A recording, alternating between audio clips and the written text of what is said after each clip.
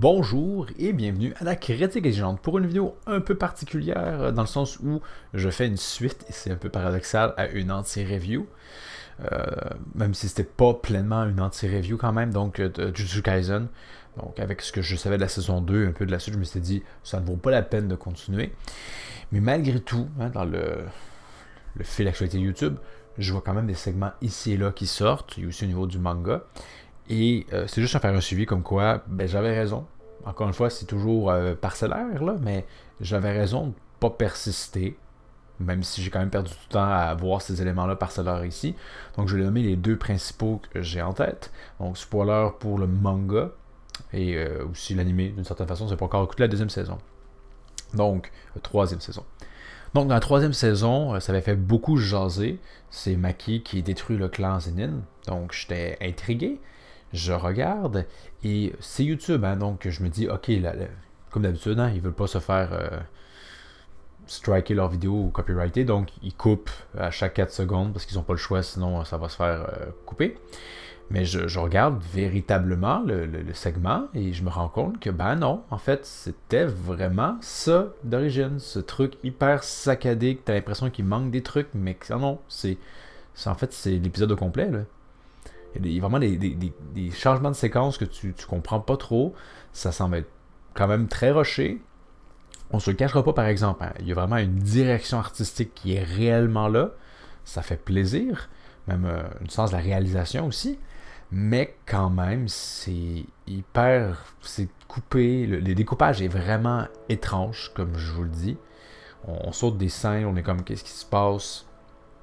C'est confusant. Donc, il y a ça qui est vraiment. Je me suis dit, les gens sont hypés par quelque chose qu'ils comprennent pas.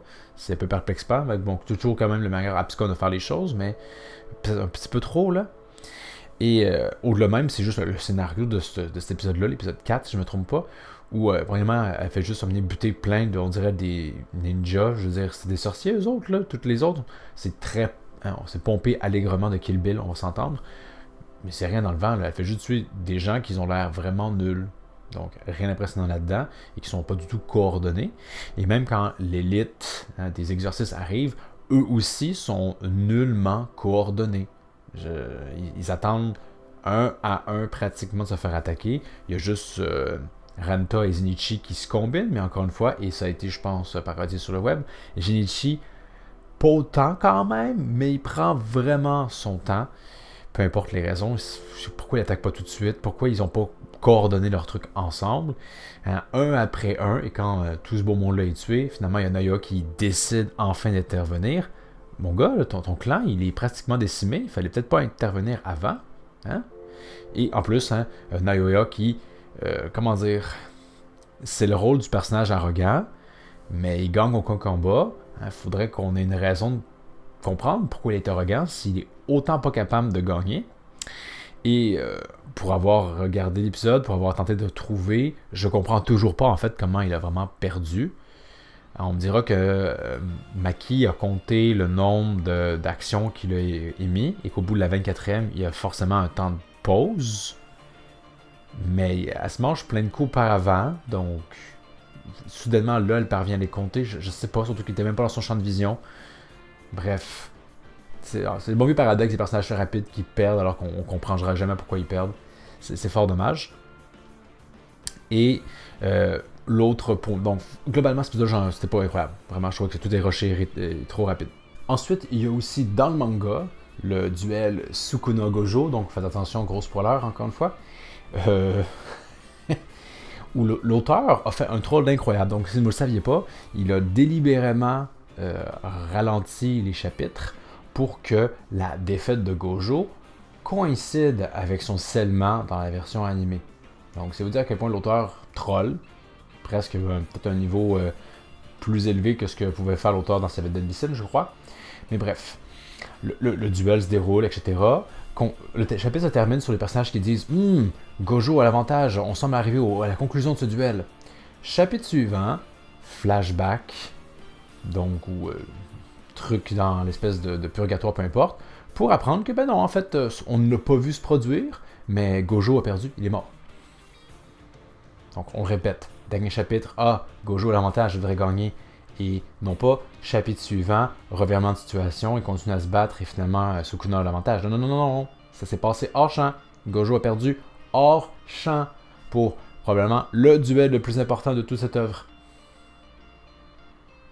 Puis, oui, une explication genre, ah, finalement, c'est ce que j'ai réussi à faire, etc. On pouvait pas le voir arriver? Non? Non? Ok. Bref, c'était vraiment du trollage pur et simple. Et ça fait plaisir de le savoir alors que je suis pas pleinement investi dans cette œuvre-là. C'est mieux, hein, honnêtement. Donc, je vous dirais que c'était suffisant. Ces deux exemples-là m'ont montré que même les moments les plus hypés, à mon avis, sont pas à la hauteur et que globalement, c'est une œuvre un peu de troll, un peu mal écrite, ou c'est peut-être des bonnes idées, puis que l'animé réussit quand même à peut-être mettre une bonne réalisation derrière, mais c'est pas bien, c'est pas assez bien écrit. Ils peuvent pas faire des miracles non plus, là. Donc, tout ça pour dire que j'ai bien fait de m'en tenir loin, et il faudrait juste que je arrête de peut-être perdre mon temps à regarder quand même l'espèce d'intérêt coupable que j'ai même aussi pour backer dans une certaine mesure, là. Une espèce de plaisir. C'est même pas un plaisir. Je le fais alors que je sais que ça va me faire chier. Donc,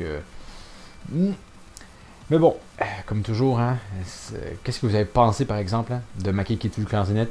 Est-ce que vous étiez enthousiasmé par le tout ou comme moi, vous vous êtes dit que globalement, ça fonctionnait pas, bien réalisé, etc. Mais même là, pas incroyable. Et saluons aussi que même les dessins, hein, c'est la bonne, c'est fluide, c'est dynamique. Mais la qualité des dessins n'est pas au rendez-vous. Il y a des concessions qui ont été faites. Meilleur que One Punch Man saison 3, ça c'est sûr, là, mais tout de même, ça aurait pu être bien meilleur. Passons encore une fois à Demon Slayer. Et qu'est-ce que vous avez pensé du duel Sukuna-Gojo, hein? Est-ce que vous trouvez que c'est du trollage? Je crois que oui. Hein? Donc, merci d'avoir regardé. N'hésitez pas à vous abonner. Pour la prochaine critique exigeante, comme toujours, faites des suggestions. Cette vidéo-là, j'aurais peut-être dû la faire plus tôt, mais c'est celle qui me venait en tête, donc c'est celle que vous avez. Donc encore une fois, je répète, n'hésitez pas à vous abonner et je vous dis à la prochaine critique exigeante.